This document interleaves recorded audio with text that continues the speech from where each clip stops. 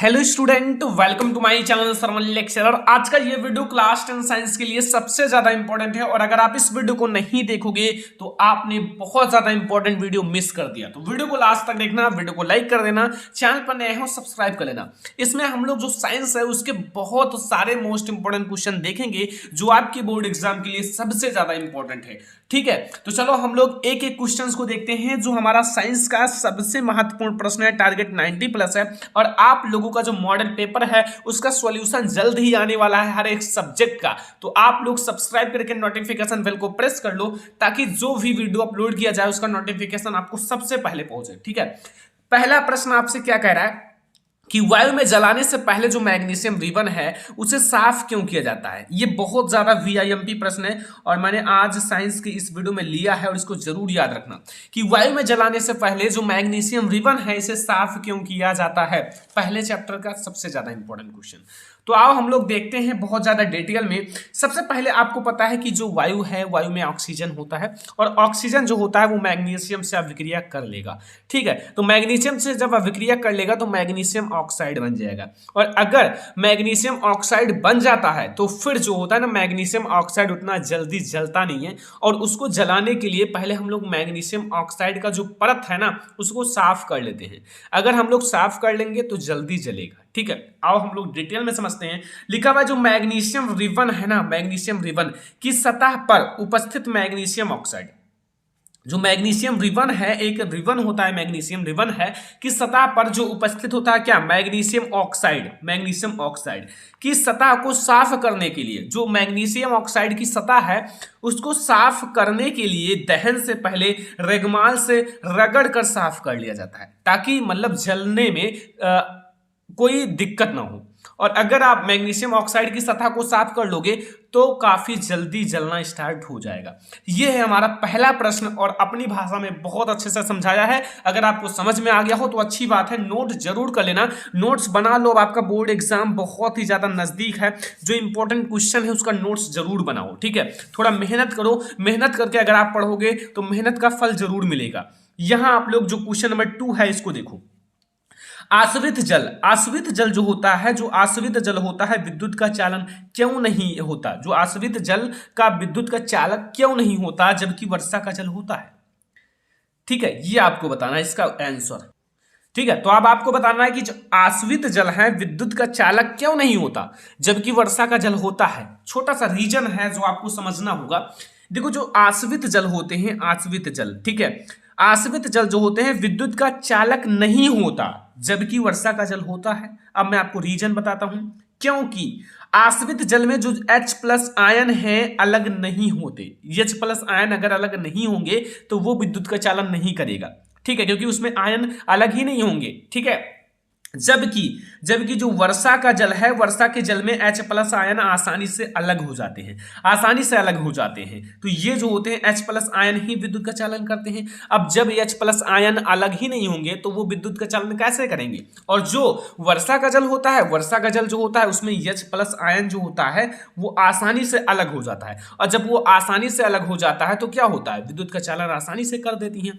तो ये है आपका सबसे बेहतरीन एंड सटीक आंसर। ठीक है, आपको याद भी हो गया होगा, बहुत आसान तरीके से मैंने आपको समझाया है ये भी क्वेश्चन और ये आपको याद भी हो गया होगा। ये है हमारा क्वेश्चन नंबर 2। अब हम लोग देखेंगे क्वेश्चन नंबर 3। क्वेश्चन नंबर 3 क्या कह रहा है कि धामन सोडा का रासायनिक नाम तथा अणुसूत्र लिखिए। जो धामन सोडा है उसका रासायनिक नाम भी बताना है, आखिर धामन सोडा का रासायनिक नाम क्या होता है और उसका जो अणुसूत्र है उसको भी बताना है। तो अगर आपको अणुसूत्र याद है तो आप उसका रासायनिक नाम लिख सकते हो। जैसे मैं आपको बताता हूं, उत्तर में देख लो, ध्यान से देखना, बहुत छोटा सा क्वेश्चन है और बहुत इंपॉर्टेंट है। ठीक है, यहां लिखो जो धामन सोडा है, धामन सोडा, धामन सोडा का पहले रासायनिक नाम पूछा है तो हम लोग रासायनिक नाम ही देखेंगे। धामन सोडा का जो रासायनिक नाम है, ठीक है, क्या है, रासायनिक नाम। तो धामन सोडा का जो रासायनिक नाम है वो क्या है, वो है, यहां ध्यान से देखना, सोडियम, Na से होता है सोडियम कार्बोनेट। क्या है, सोडियम कार्बोनेट। ठीक है, सोडियम कार्बोनेट ये होता है इसका रासायनिक नाम। ठीक है, और जो अणुसूत्र होता है, अणुसूत्र भी पूछा है, दोनों पूछा है, तो मैं दोनों को बताऊंगा। अणुसूत्र जो होता है ना, वो होता है Na2 and CO3 and into 10H2O। Molecule कितने हैं पानी के? 10 हैं। तो यहां से आपको ये याद रखना है कि दुधावन सोडा का रासायनिक नाम होता है वो सोडियम कार्बोनेट होता है, लेकिन इसका जो अणुसूत्र होता है वो Na2CO3 इंटू 10H2O होता है। ये आप हमेशा याद रखना, ठीक है। तो ये आपको क्वेश्चन नंबर 3 बहुत आसानी से समझ में आ गया होगा, जो आपके बोर्ड एग्जाम के लिए बहुत ही ज्यादा इंपॉर्टेंट है। अब हम लोग देखने वाले हैं क्वेश्चन नंबर 4। क्वेश्चन नंबर 4 ध्यान से समझना, इंपॉर्टेंट बहुत ही ज्यादा है।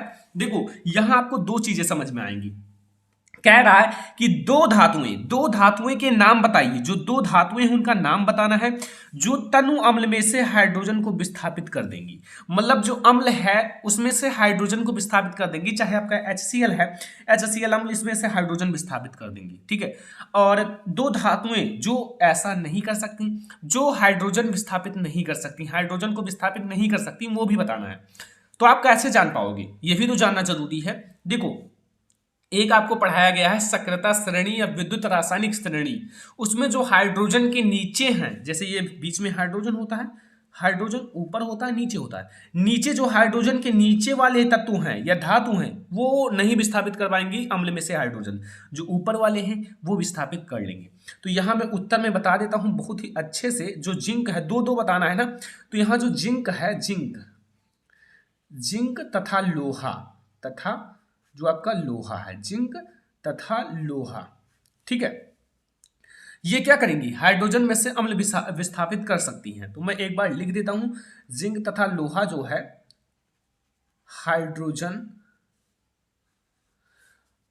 हाइड्रोजन को तनु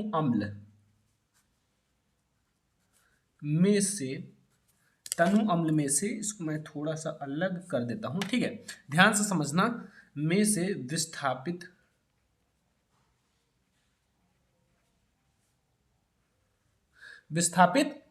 कर सकते हैं या कर सकते हैं। कौन कौन का नाम बताया गया है, एक है जिंक Zn और एक है Fe यानी कि लोहा। लेकिन और जो नहीं कर सकते उनका भी नाम बताना है, जबकि जो आपका कॉपर है, कॉपर Cu, ठीक है, कॉपर एंड तथा सिल्वर, ठीक है, कॉपर तथा जो चांदी है यानी कि सिल्वर, ऐसा नहीं कर सकती, ऐसा नहीं कर सकते हैं। अब बताओ क्यों नहीं कर सकते, मैंने आपको रीजन बता दिया है, क्योंकि ये जो है ना हाइड्रोजन से कम क्रियाशील है, कम प्रबल है, ठीक है, गरीब है, समझ लो अपनी भाषा में। तो यहाँ जो जिंक है तथा लोहा है ये हाइड्रोजन को तनु अम्ल में से विस्थापित कर सकते हैं, जबकि जो कॉपर है तथा सिल्वर है ये ऐसा नहीं कर सकते, यानी कि अम्ल में से हाइड्रोजन को विस्थापित नहीं कर सकते। ये आपको समझना है। अगला क्वेश्चन जो आपका क्वेश्चन नंबर 5 है, ये आपको समझना होगा क्वेश्चन नंबर 5 कि जो एथिल अल्कोहल होता है, एथिल अल्कोहल को दो प्रमुख या फिर एथिल अल्कोहल के कर देना, दो प्रमुख उपयोग लिखिए। जो एथिल अल्कोहल होता है उसका दो प्रमुख उपयोग लिखना है, उपयोग जो इनके उपयोग किए जाते हैं, ठीक है। तो जैसे आपको पता है अल्कोहल है, तो अल्कोहल का उपयोग जो है शराब तथा अन्य अल्कोहलीय पेय पदार्थ बनाने में किया जाता है। शराब में सीधा लिखा रहता है इतना % अल्कोहल है, ठीक है, तो वो जो होता है उसमें एथिल अल्कोहल ही मिलाया जाता है और उससे शराब तथा जो अन्य अल्कोहलीय पेय पदार्थ जो पीने के लिए बनाया जाता है। एंड दूसरा ये अच्छे विलायक के रूप में है, अच्छा विलायक है जो प्रयोगशाला में भी इसका काम आता है, विलायक बहुत ही अच्छा है, ठीक है। तो ये है हमारा जो एथिल अल्कोहल के दो प्रमुख उपयोग, आपको समझ में आ गया, दो प्रमुख उपयोग, एक तो शराब तथा अन्य अल्कोहलीय पेय पदार्थ बनाने में, ये हमारा फर्स्ट नंबर उपयोग है। एंड सेकंड है कि यह एक अच्छा विलायक है, ठीक है। ये दोनों चीजें आपको समझ में आ गई, काफी इजी तरीका है ये याद करने का और बहुत इजी मैंने लिया भी है, हमेशा याद हो जाएगा, ठीक है। अब देखो मैं आपको थोड़ा सा IUPAC नेम बताऊंगा जो आपके बोर्ड एग्जाम के लिए बहुत ही ज्यादा इंपॉर्टेंट है, हो सकता है कि यही आपके बोर्ड एग्जाम में आए। नंबर फर्स्ट यहाँ देखो IUPAC निम्न का IUPAC नाम लिखिए। यहाँ आपको ये आपका 1 है एंड 2 है एंड 3 है एंड 4 मैं आपको बताऊंगा 1 2 3 4, और इसमें से अगर आपको 1 2 अगर कोई भी आता हो तो कमेंट करना। अगर 4 का चारों आता है तो बहुत अच्छी बात है, आप IUPAC नेम में कभी भी गलती नहीं करोगे। लेकिन अगर नहीं आता तो ये जरूर कंप्लीट करके ही जाना। पहला क्या लिखा हुआ है देखो, CH3 CH2 CO CH2 CH3। यहां सबसे पहले आप कार्बन की संख्या काउंट करो, कार्बन की संख्या कितनी है, इधर से 1 2 3 4 5, यानी कि 5 कार्बन की संख्या है। और 5 कार्बन की संख्या को पेंट कहते हैं। मैंने IUPAC नेम ऑलरेडी पढ़ा दिया है, वीडियो देख लेना। पेंट कहा जाता है, लेकिन इसमें एक समूह जुड़ा हुआ है, ये है कीटोन। और कीटोन समूह जो होता है उसके लास्ट में ओन जोड़ा जाता है, यानी कि पेंटेनोन हो जाएगा। ठीक है, लेकिन कितने नंबर पे जुड़ा हुआ है, 1 2 3, तो यहाँ 3 नंबर पे जुड़ा हुआ है, तो यहाँ पहले लिखो पेंटेनोन। क्या लिखोगे, 5 कार्बन की संख्या को पेंट कहते हैं और कीटोन समूह है तो उसमें ओन लग जाएगा, पेंटेनोन। और यहाँ जो तीसरे नंबर पे आपका जुड़ा हुआ है। ऐसे आपको IUPAC नेम लिखना है। ये काफी ज्यादा हार्ड IUPAC नेम है जो मैंने लिया है, क्योंकि ये आपके बोर्ड एग्जाम के लिए इंपॉर्टेंट है, लेकिन आपके बोर्ड एग्जाम में इजी भी पूछा जाता है। तो पेंटेनोन फिर हाइफन लगा के 3 लिख देना, सही है। यहां देखो आपका क्या लिखा हुआ है, C2H5OH। क्या लिखा हुआ है, C2H5OH। सबसे पहले आपको ये पता होना चाहिए कि इसमें कौन सा ग्रुप जुड़ा हुआ है। जैसे यहाँ कीटोन है तो यहाँ ये OH समूह कौन सा है, एल्कोहल समूह। एल्कोहल समूह का IUPAC नेम लिखते समय ऑल जोड़ा जाता है, ऑल। तो यहाँ कितनी कार्बन की संख्या है, यहाँ 2 कार्बन है, 1 2, तो यहाँ 2 है, तो यहाँ एथेनॉल हो जाएगा। क्या हो जाएगा, इसको ऐसा नहीं ऐसा लिखो, एथेनॉल। ठीक है, तो इतना आसान होता है ना IUPAC नेम कि अगर आप मेरा एक ही वीडियो देख लोगे तो जिंदगी भर याद रहेगा। IUPAC नेम कैसे लिखें by Sarvan lecturer, video upload कर दिया गया है, आप देखकर पूरा समझ लो। ठीक है, फिर हम लोग एक कीटोन समूह है, यहाँ देखो CO कीटोन समूह है, और यहाँ 1 2 3 3 कार्बन की संख्या है। तो यहाँ आप लोग देखो इधर से भी वही होगा, इधर से भी, तो यहाँ आप लोग लिखो प्रोपे, यानी कि प्रोपेन होगा, तो प्रोपे एंड नोन जोड़ा जाएगा, ओन, तो यहाँ हो जाएगा प्रोपेनोन, 3 कार्बन की संख्या। ठीक है, अब अगला देखो यहां क्या होगा, यहां लिखा होगा CH3 CH2 एंड COOH। ये आपका कितना कार्बन की संख्या है, 1 2 3, 3 कार्बन की संख्या है। और ये जो आपका है ये कार्बोक्सिलिक समूह है। कार्बोक्सिलिक समूह का IUPAC नेम लिखते समय ओइक जोड़ा जाता है, ओइक। तो यहां क्या होगा, प्रोप है तो प्रोपेनोइक हो जाएगा, प्रोपेन में ओइक जोड़ोगे तो प्रोपेनोइक हो जाएगा। तो यहाँ प्रोपे नोइक, लेकिन ये जो प्रोपेनोइक है ये आपका एसिटिक अम्ल है, तो प्रोपेनोइक में अम्ल जोड़ दो, यानी कि प्रोपेनोइक अम्ल हो जाएगा। वैसे अगर ये सिंपली बताया जाए तो जो एसिटिक अम्ल का नाम सुना होगा वही है ये, उसी का सूत्र है। तो ये आपको चार मोस्ट इंपॉर्टेंट IUPAC नेम याद रखना है, जिंदगी में भूलना नहीं है। अगर आप रूल्स नहीं जानते हो, हर एक समूह पढ़ना चाहते हो तो ऑलरेडी पढ़ा दिया गया, अल्कोहल समूह, कार्बोक्सिलिक समूह, कीटोन समूह, अल्कोहल समूह, सभी समूह को पढ़ा दिया गया। केवल आप पढ़ नहीं रहे हो, गलती आपका है, आप खुद नहीं पढ़ रहे हो। ठीक है, पढ़ो, सारी वीडियो अपलोड कर दिया गया है, आप लोग सर्च कर लो, कोई भी टॉपिक सर्च करना हो, IUPAC नेम कैसा लिखें बाय सरवन लेक्चरर, अल्कोहल समूह बाय सरवन लेक्चरर, आपको हमारा ही वीडियो मिलेगा सबसे ऊपर। लेकिन आप लोग केवल पढ़ो, ठीक है, पढ़ने का जिद रखो, 90% लाना है तो दिन रात एक करके पढ़ना होगा। ये है हमारा IUPAC नेम जो आपके बोर्ड एग्जाम के लिए बहुत ही ज्यादा इंपॉर्टेंट है। अब हम लोग देखेंगे जो आपका क्वेश्चन नंबर 7 है। क्वेश्चन नंबर 7 यहां देखो क्या लिखा हुआ है, लिखा है कि स्वपोषी पोषण के लिए आवश्यक परिस्थितियां कौन कौन सी हैं, एंड उसके जो उत्पाद क्या है, जो उत्पाद जैसे प्रोडक्ट बनता है ना, उत्पाद जैसे सब कुछ होने के बाद। तो यहां आप लोग थोड़ा सा ये देखो, ये ठीक है, तो ये आपको बताना है। देखो स्वपोषी पोषण जो स्वयं से भोजन बनाते हैं, देखो जैसे पेड़ पौधे जो होते हैं ना स्वयं से भोजन बनाते हैं, लेकिन हम लोग पेड़ पौधों पर आश्रित रहते हैं। ठीक है, हम लोग स्वयं भोजन नहीं बनाते हैं। अब देखो इसमें क्या क्या चीजें आवश्यक हैं। स्वपोषी पोषण के लिए सूर्य का प्रकाश, इट इज मोस्ट इंपॉर्टेंट। जो सूर्य का प्रकाश है ये बहुत ज्यादा इंपॉर्टेंट है। ठीक है, सूर्य का प्रकाश एंड क्लोरोफिल भी बहुत ज्यादा इंपॉर्टेंट है। स्वपोषी पोषण की एक बहुत इंपॉर्टेंट परिस्थिति है, सामग्री है। एंड कार्बन डाइऑक्साइड जो आपका CO2 है, कार्बन डाइऑक्साइड, जल आदि परिस्थितियों का होना आवश्यक है। देखो सूर्य का प्रकाश 1 number and chlorophyll 2 number, carbon dioxide 3 number and जल 4 नंबर। ये इतना बहुत ही ज्यादा इंपॉर्टेंट है। ठीक है, लेकिन इसके जो उत्पाद है वो है ऑक्सीजन, हाइड्रोजन तथा कार्बोहाइड्रेट। ये सारे जो इनके उत्पाद हैं, ठीक है, ये सारे। एक है ऑक्सीजन, जैसे पेड़ पौधे देखो हमें ऑक्सीजन भी देती हैं। ठीक है, आपको पता होगा कार्बोहाइड्रेट, हाइड्रोजन, ये सारी चीजें देती हैं। तो ये आपका है श्वापोषी पोषण के लिए जो आपका मोस्ट इंपॉर्टेंट परिस्थितियां कौन कौन सी थी, तो ये हैं।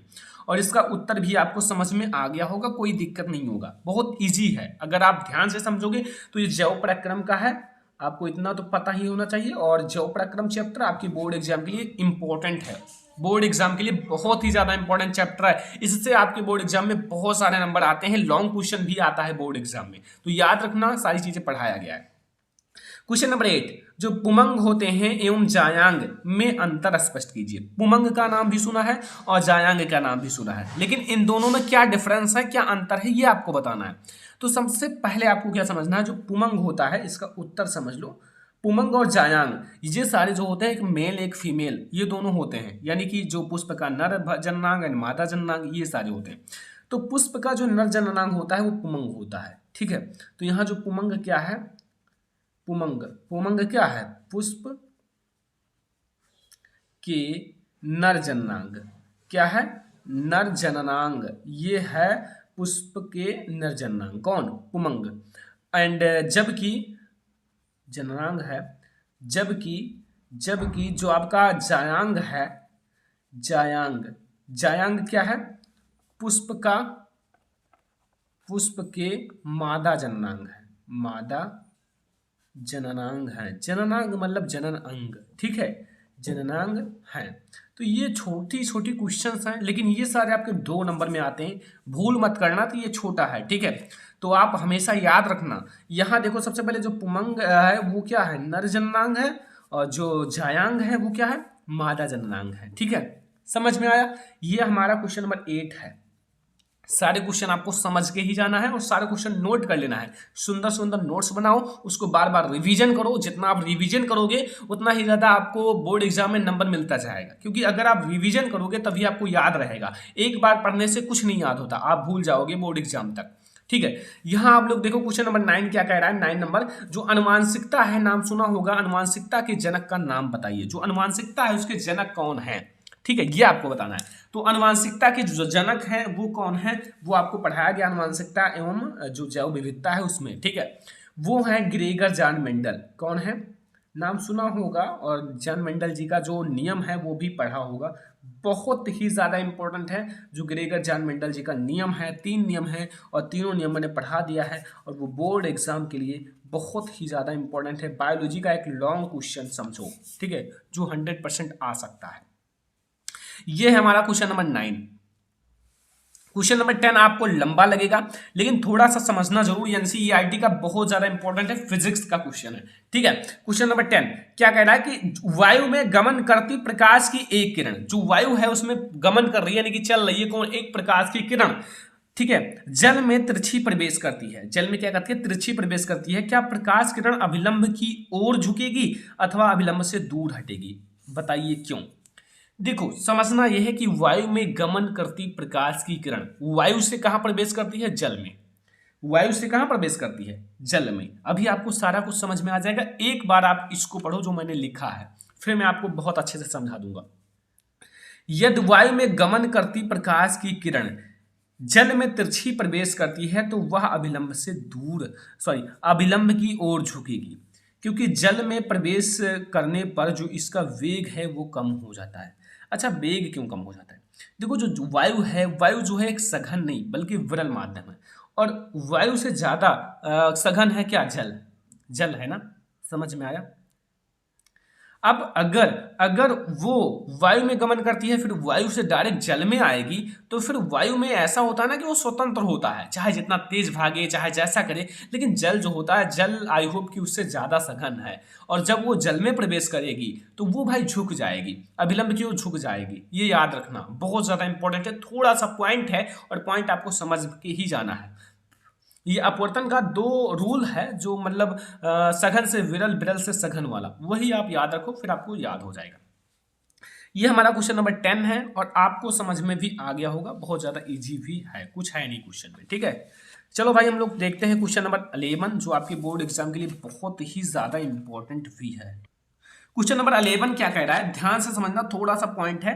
देखो क्वेश्चन नंबर 11 कह रहा है कि अंतिम पंक्ति में बैठे, जो अंतिम पंक्ति है वहां बैठे किसी विद्यार्थी को श्यामपट्ट पढ़ने में कठिनाई होती है। कोई बच्चा है, कोई स्टूडेंट है जो अंतिम पंक्ति में बैठा हुआ है, ऐसे जैसे यहाँ ब्लैक बोर्ड है और ऐसे कई सारे सीट लगे हुए हैं, ठीक है, एंड ऐसे ऐसे, और यहाँ पीछे वाली पंक्ति में यहाँ बच्चा बैठा है और यहाँ पढ़ा रहे हैं भैया छोटा आ बड़ा आ, ठीक है, पढ़ा रहे हैं। लेकिन कह क्या रहे हैं कि अंतिम पंक्ति में बैठे किसी विद्यार्थी को श्यामपट्ट पढ़ने में कठिनाई होती है और यह विद्यार्थी किस दृष्टि से पीड़ित है, इसे किस प्रकार संशोधित किया जा सकता है, ये आपको बताना है। देखो समझना ये है कि वो अंतिम पंक्ति में बैठा हुआ यानी कि श्यामपट्ट से काफी ज्यादा दूर बैठा हुआ है, श्यामपट्ट से काफी ज्यादा दूर बैठा हुआ है, और अगर वो दूर बैठा हुआ है तो इसका मतलब वो दूर की वस्तुओं को स्पष्ट नहीं देख सकता, ठीक है, श्यामपट्ट से दूर बैठा हुआ है ना।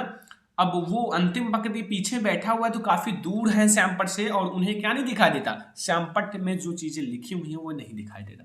अब बताओ किस दोष से पीड़ित होगा, निकट दृष्टि दोष से, क्योंकि जो निकट दृष्टि दोष है उसमें दूर की वस्तुएं नहीं दिखाई देती, निकट दृष्टि दोष, ये याद रखना। अब फिर और क्या कह रहा है, विद्यार्थी किस दोष से पीड़ित है, इसे किस प्रकार संशोधित किया जा सकता है, जो आपका कौन सा लेंस का चश्मा पहनेगा। तो देखो ये हमेशा याद रखना, जो निकट दृष्टि दोष है इसमें अवतल लेंस होता है, अवतल लेंस, ठीक है, अवतल लेंस, ये याद रखना, ठीक है, ये। अब देखो देखो ये है हमारा अवतल लेंस और दूरदृष्टि के लिए क्या लगेगा, उत्तल लेंस, क्या लगेगा, उत्तल लेंस। चलो याद हो गया ना, ये हमारा क्वेश्चन नंबर 11 है। अब हमारा क्वेश्चन नंबर 12 लिखा हुआ है, विद्युत परिपथ के सामान्य तार तथा फ्यूज के तार में क्या अंतर है। जो विद्युत परिपथ का सामान्य तार होता है जो वैसे सामान्य में होता है और फ्यूज तार में क्या अंतर है। देखो जो फ्यूज के तार का गलनांक विद्युत परिपथ के सामान्य तार से कम होता है, जो फ्यूज का तार होता है उसका गलनांक जो होता है विद्युत परिपथ के सामान्य तार से कम होता है। तो यहां से मैंने आपको टॉप 12 मोस्ट इंपॉर्टेंट साइंस का क्वेश्चन बताया, ये बोर्ड एग्जाम के लिए सबसे ज्यादा इंपॉर्टेंट है, नोट कर लेना, आप लोग नोट्स बना लो और इसमें से आपको बहुत सारे क्वेश्चंस देखने को मिलेंगे बोर्ड एग्जामिनेशन में, ठीक है। तो हर एक क्वेश्चन कंप्लीट कर लो पढ़कर, और जिस टॉपिक में दिक्कत हो, किसी सब्जेक्ट में दिक्कत हो, कोई छोटा से छोटा टॉपिक हो तो कमेंट करना, मैं आप लोगों को उस टॉपिक का वीडियो जरूर प्रोवाइड करूंगा। और हाँ, एक सबसे बड़ा सूचना है, सबसे बड़ा इंपॉर्टेंट सूचना है कि सभी का जो मॉडल पेपर है उसका सॉल्यूशन का वीडियो आने वाला है जल्द ही, चाहे जिस सब्जेक्ट का हो, चाहे साइंस हो, हिंदी हो, इंग्लिश हो, सामाजिक विज्ञान हो या मैथ हो, सभी जो मॉडल पेपर बोर्ड ने जारी किया है उसका सॉल्यूशन आने वाला है चैनल पर। तो आप लोग जल्दी से चैनल को सब्सक्राइब करके नोटिफिकेशन बेल को प्रेस कर लो ताकि हर एक चीज का आप लोगों को नोटिफिकेशन मिलता रहे। चलो फिर मिलते हैं किसी नेक्स्ट इंपॉर्टेंट वीडियो में, तब तक के लिए धन्यवाद।